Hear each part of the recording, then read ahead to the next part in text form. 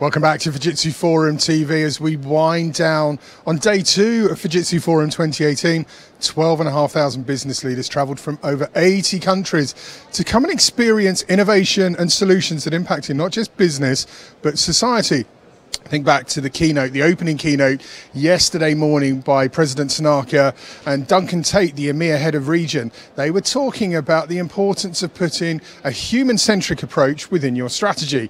Up next, we're going to further delve into this and elaborate on the need for putting humans at the heart of everything you do. Joining us, our show sponsors on Fujitsu Forum TV, Citrix.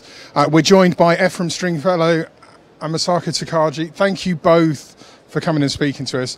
Ephraim, firstly, before we get into the questions, tell us a bit about your role and the relationship between Citrix and Fujitsu. All right, well, thank you and hello. My role, I'm the Vice President, Worldwide Global Systems Integrators. And it's a new role. It's a new role to Citrix. But it speaks to our commitment to the likes of Fujitsu and similar others from a go-to-market standpoint. Although I'm new to Citrix, only being on board for 7 months, not new to the industry. I've worked for the likes of IBM, NEC Corporation, and Microsoft prior to joining Citrix. But early on in my Citrix career, I had an opportunity to meet with the senior leaders from Fujitsu of both the Japan organization and EMEA. And we talked about how we could partner even better moving forward. And as a result of that, we made the commitment to hire the global sales director, Masako, to come on board and help us lead our efforts to partner even better moving forward. So I'm excited that she's on board. I'm excited that we're positioned well to further our partnership with Fujitsu. So I'd like to thank them formally for the partnering in the past, but more importantly, thank them for even more partnering as we land on joint initiatives that will benefit both of our organizations moving forward. I know if President Tanaka was here, he would echo those sentiments and say that you're a valued partner of Fujitsu, and we're wholeheartedly excited about the future working together with you. And Masako, let's pick up on this human-centric approach. We heard about it yesterday morning in the keynote. We know businesses want creativity, innovation, technology, but if we're not putting people first, it's all going to fail, isn't it? Right. And then that is why, Citrix, we put people at the center of our solutions as well. And the reason we partner with Fujitsu and makes a lot of sense to us is, as the keynote as well, they put people first. And as we all know, enterprises, the number one asset for any company is people.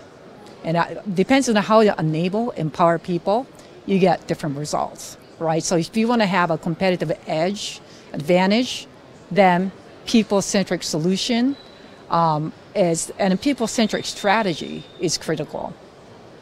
What are the barriers to delivering this on a global scale? I mean, particularly as the explosion of cloud, digital transformation and increased flow of data. I mean, there's got to be so many challenges for business to actually deliver these human-centric programs, hasn't there? Right, it is. And so nowadays, people often talk about millennials. There are people, who are used to doing things in different devices. People are no longer 9 to 5 in an office in front of a computer. And then people got used to having apps on their phone. So new people, new generation expect the same kind of experience working at a company. So, they want access to different applications fast. When you bring a new employee on board, they want to, a lot of the companies as an incentive say, hey, bring your own device. Work the way you want. So now everybody expects, I want to work with the device I want, where I choose to work, when I choose to work. I want to have work-life balance. And that's not limited to millennials, by the way. I am far beyond millennial, but I appreciate that work-life balance too. But when that requirement and expectation is imposed on IT, the traditional method doesn't work, right?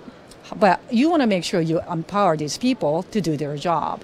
So there's risk factor when there's different applications involved, but you got to deliver it fast. You can't implement ERP in the back end, wait 6 months, 12 months in order to deliver the requirement that people need to do their jobs.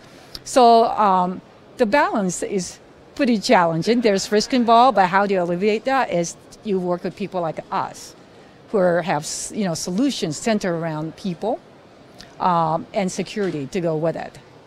We were talking to Brian Janes earlier today. He came back and spoke to us. He brought SAP with him. So we were talking about the challenge that businesses have in making that move to the cloud, particularly if they've got legacy programs, and the fear that boardrooms will have on downtime with applications. Though it's a valid fear, it's no longer a problem for business, is it? I mean, there are workaround solutions to make sure that these big global enterprise businesses can carry on having access to everything they need, where they want it, at any time, in any location. That's the future of business, isn't it? Yes, it is. And then some people fear that it is about shifting totally from their existing environment to cloud. And I think there's also a middle ground, right? There are companies that require to have certain things on-premise due to regulations on privacy, data privacy, etc. But that being said, there are things that can go into the cloud. So where it makes sense. So it depends on the application. Some things may be served in the cloud. And what it does globally is, a lot of times, even when you and I make travel reservations, I'm sure sometimes you call airline, at a certain time, it switches over to another location globally. People in India answer, and then you go to the Philippines, and then come back, go to North America. You want to have a unified experience for the people accessing the system. And that is possible with a combination on-premise and cloud. What about the CEO and the CIO? How does working with Citrix and Fujitsu particularly benefit them? What benefit are they receiving specifically? So the benefit is the CIOs get to be the innovators and enablers. Before, it used to be, in some office, locked with data, the servers and stores. No longer the case. With, working with us and also Fujitsu, they can help the companies transform into more digital native. And then again, digital native doesn't mean that everything has to go in the cloud, right? It could be a combination of both, hybrid. But I think CIOs now are expected or have a chance to prove themselves to be more the business driver, empowering people through technology. Off camera, I was talking to your marketing team yesterday, and I said, we want to hear about a great story, a real success story. And I was told, I've got to ask you about the work you're doing with Red Bull. Apparently, this is quite innovative. What's happening between Citrix and Red Bull right now? Okay, so Red Bull is our client, and the racing team, their headquarters in the UK. And what they do is we work very closely with them. So I'm not the expert on racing tracks, but it's certainly a very exciting, activity. But what they do is they have races around the globe. And when there's a car in a racetrack, there's a lot of sensors within the car. That data that they get from the sensors get sent over to the headquarters. And then because with that, the people with the CAD designs, they can make changes to the design of the car that gets them fed into the manufacturing of the vehicle. So we make it possible for Red Bull the racing team to collaborate seamlessly, despite the race may be happening somewhere in south of France, and designers may be in UK. But that collaboration capability we offer so that we can make changes as they go to the design as well as the performance of the actual car on the racetrack.